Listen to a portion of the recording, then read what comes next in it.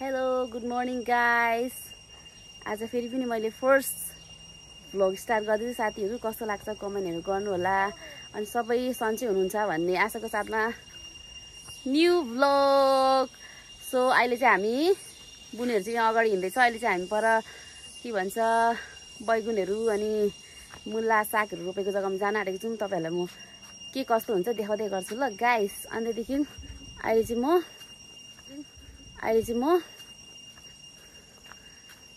पिछेको भ्यूहरू देखाउन चाहन्छु। अहिले चाहिँ पुरा पानी आउन आँटेको छ यता पिछेपट्टिबाट। बाटोहरू कस्तो अप्ठ्यारो छ भने नि गाइस, आमामामा हिँड्नु साह्रो छ क्या यहाँ। यस्तो छ बाटो। अनि फेरि यहाँ ठुलो पुल बनाइदिएको छ नि त पापाले बनाइदिनु भएको छ।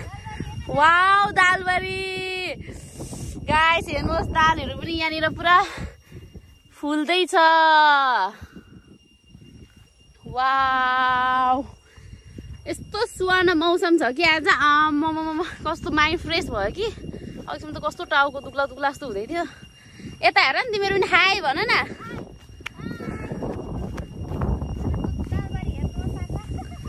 पुरा फरुवा सरुवा बोकेर हिँडेको नि त।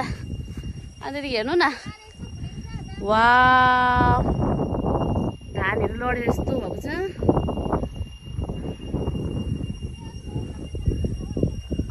यस्तो दामी मौसम छ, आकाशहरू पनि यस्तो छ।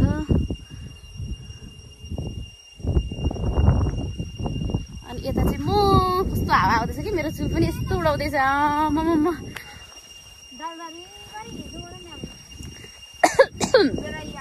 सरकार एउटा साग कत्रो फलेको रहेछ। दुईटा फोक्से खाने दिन आउँदैछ। अब फोक्से यस्तो फलेको छ। बोट चाहिँ भने मर्नु आँटेको, तर फल चाहिँ भने एकदम गतिलो गतिलो छ।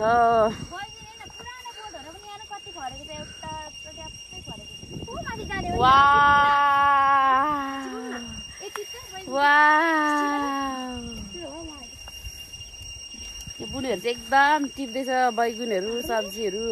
अनि साथीहरू तपाईँहरूले यहाँनिर टी गरेको आवाज सुन्नु हुँदैछ। यो चाहिँ हाम्रो के भन्नु छैन, एकदम नेचुरल म्युजिक हो के।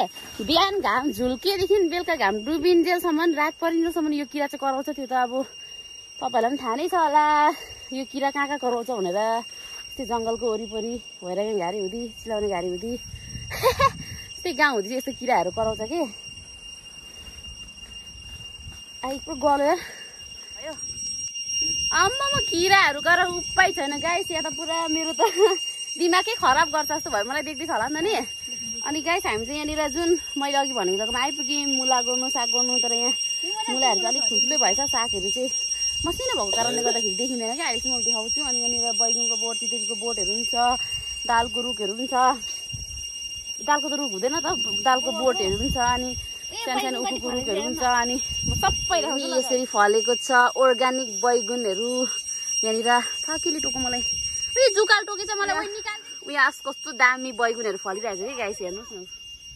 वाउ को कोलाई बैगुन मनपर्छ कमेन्ट गर्नु होला साथीहरू।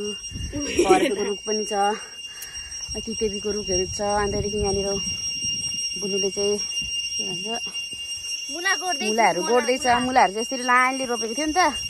हुन त अब तपाईँहरूले पनि मुला त देख्नुभएको होला, तर हाम्रो सानो सानो मात्रै छ, यस्तो लाइनले रोपेको भएको छ। ऊ माथिसम्म छ। अन्तदेखि उता चाहिँ मसिनो मसिनो सागहरू छ। सागहरू चाहिँ देखिँदैन कि, नआएको थुप्रो भएको थियो अरे नि त यता। अनि यी सागहरू चाहिँ यसरी मसिनो मसिनो मसिनो मसिनो ट्याप्पै छ अरे। अब यसलाई गोड्नुपर्छ, खतरा आउँछ नि त सागहरू फेरि।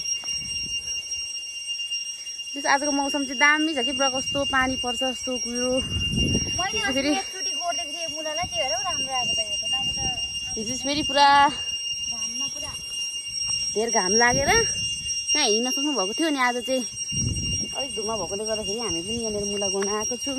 देखिँदैछ कि छैन मलाई, देखिँदैछ होला, सायद देखिँदैछ होला है। मुला गर्दैछु म पनि। स्यासेर फेरि हो त्यहाँदेखि यहाँ आइपुग्दै हिँड्ने बानी हराएर नि हो।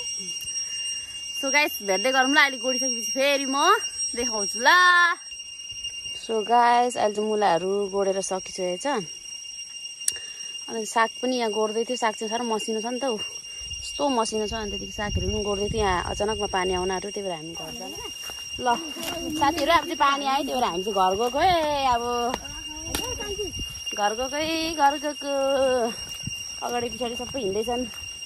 खोइ सब्जी त देखाउनु पर्थ्यो नि, सब्जी नदेखाइ कहाँ हुन्छ। यो सब्जी चाहिँ हामीले अलिकति चाहिँ टिपेर लान आँटेको घर, त्यसरी फलेको थिएन। सागहरू पनि पहिलो पहिलो भएछ त्यो। अझ हामी घर जाँदैछौँ, पानी आयो साथीहरू। अब आइपुग्यो गलो हिँड्दै हिँड्दै। सो गाइस, हामी चाहिँ अहिले घर आइपुग्न आँट्यौँ। अब चाहिँ म भ्लग एन्ड गर्न चाहन्छु। अनि फेरि पनि अर्को भिडियोमा भेट्नुपर्छ है गाइस। के भन्न चाहन्छस्? केही भन्न चाहन्न। See you next video. See you next. अनि गाइस के भन्न चाहन्छु भने चाहिँ तपाईँले